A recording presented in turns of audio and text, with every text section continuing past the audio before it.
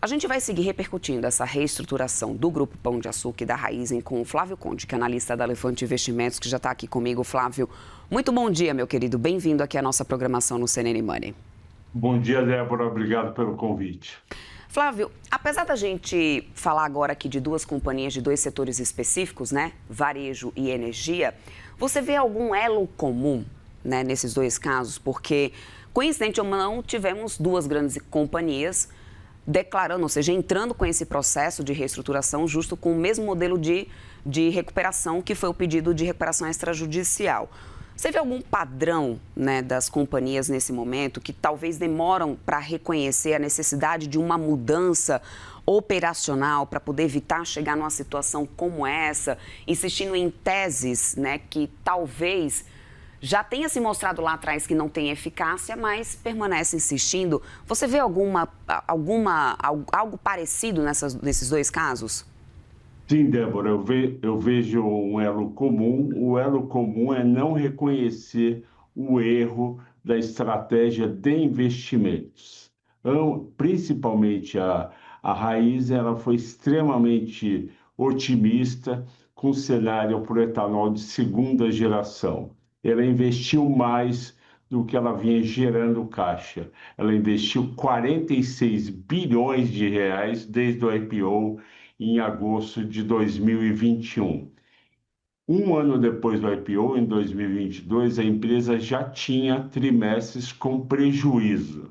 Já era um sinal que não estava dando muito certo, mas insistiu em manter um plano de investimentos muito agressivo. Os juros foram subindo, o etanol até subiu no período, mas o açúcar caiu. Além disso, a Raízen teve problemas na área de produção, tanto de etanol como de açúcar. Ela teve queda de produção em 2025 em relação a 2024, então não foi apenas juros altos, mas foi também um desempenho operacional fraco, e essa situação já vinha sendo monitorada pelo mercado há pelo menos 2 anos, e não me surpreendeu essa recuperação extrajudicial. Você acha que o investidor hoje está menos tolerante, inclusive, com empresas endividadas, mesmo quando elas são líderes de mercado, Flávio? Eu acho que o investidor ele tende a acreditar que a empresa vai dar um jeito e vai conseguir pagar. Só voltando um pouquinho para o Pão de Açúcar, o Pão de Açúcar não viu viu, mas não fez nada, que foi a grande mudança do mercado de varejo de alimentos, que foi para o atacarejo. Por que que Açaí, Carrefour, Grupo Mateus não estão numa situação difícil como está o Pão de Açúcar? Porque eles foram para o atacarejo, e o Pão de Açúcar insistiu no modelo dele de lojas de bairro.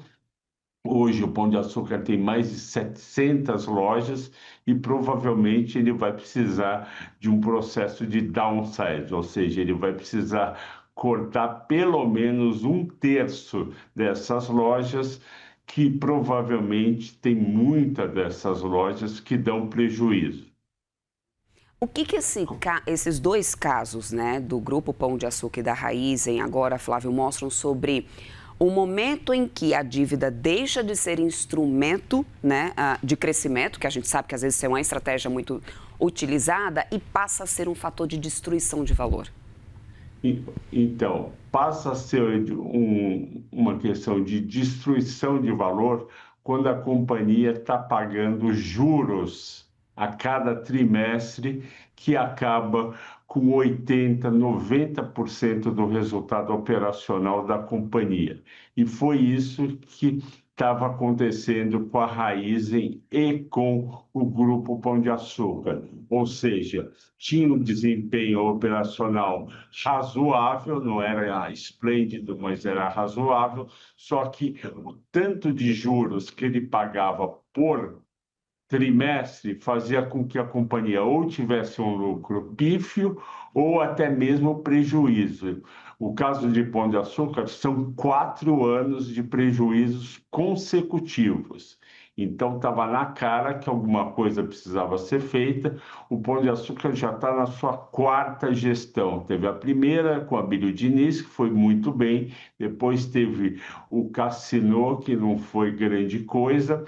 Depois veio aquele ex-presidente do Pão de Açúcar, eu acho que é Iabrude o sobrenome dele, e agora a família Coelho Diniz, que tem supermercados na região de Governador Valadares, lá em Minas Gerais. Eles vão tentar, eles são muito experientes em supermercados, eles vão tentar fazer o turnaround, mas como eu disse, o turnaround não passa, no caso de Pão de Açúcar, apenas por uma renegociação da dívida. Tem que diminuir o tamanho da empresa. A gente vê aqui mesmo em São Paulo várias lojas do Pão de Açúcar que não ficam mais lotadas porque até a classe A foi para o atacarejo. Então as pessoas não fazem mais compra de mês no Pão de Açúcar, é tudo no Açaí, no Carrefour ou em outros atacarejos, e o Pão de Açúcar virou um lugar de comprar coisinhas. Inclusive sobre esse erro das duas empresas, né, de pagar juros excessivamente, né, além do que teria capacidade. Dá para colocar isso na conta apenas do cenário macroeconômico com juros elevados ou não nesses casos? Eu acho que é justamente o contrário. Não dá para pôr na conta dos juros elevados.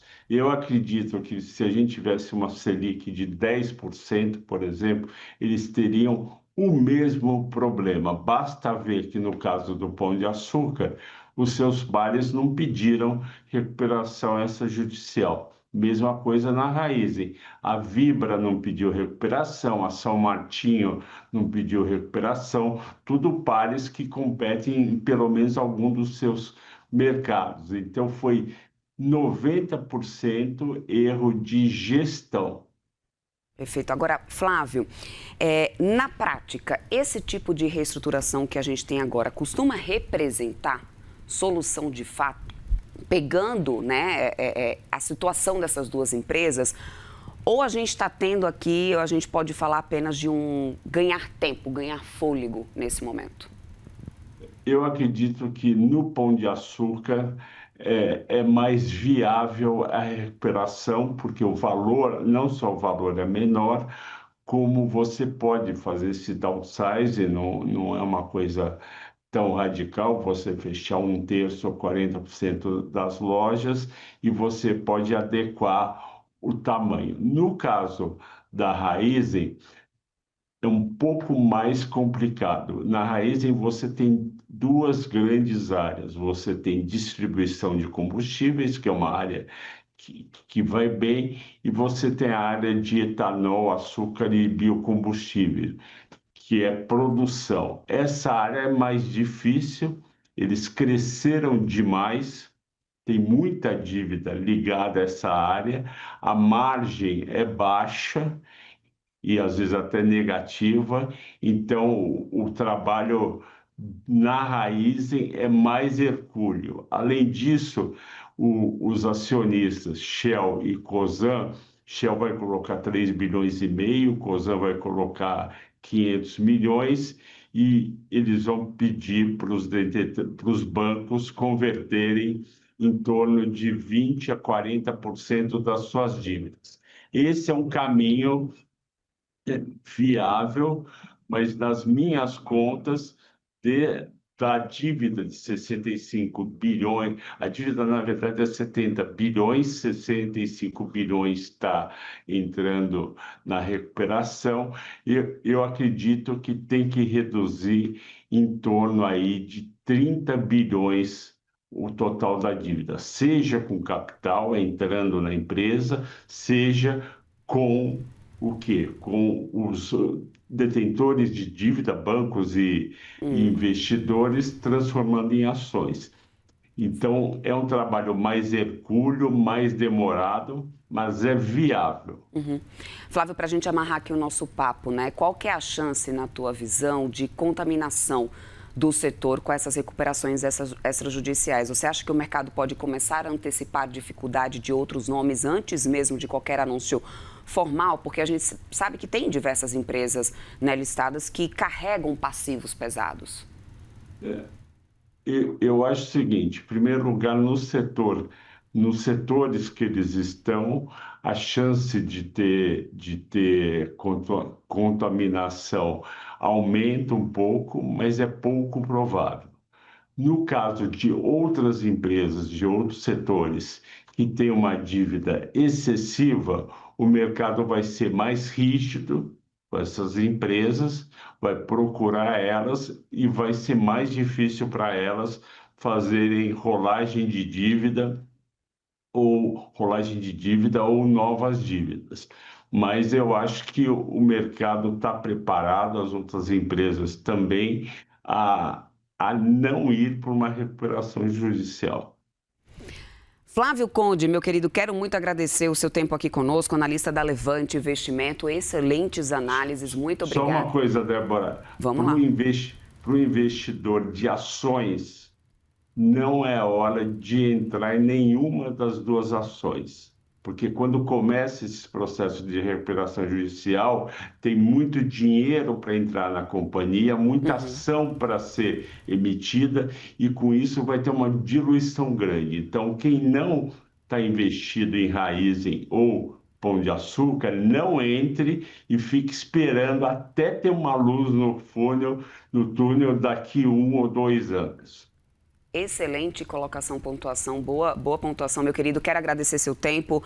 Boa quinta-feira para você, também já bom final de semana. Até uma próxima, Flávio. Obrigado pelo convite, Débora. Um abraço, bom trabalho. Até mais.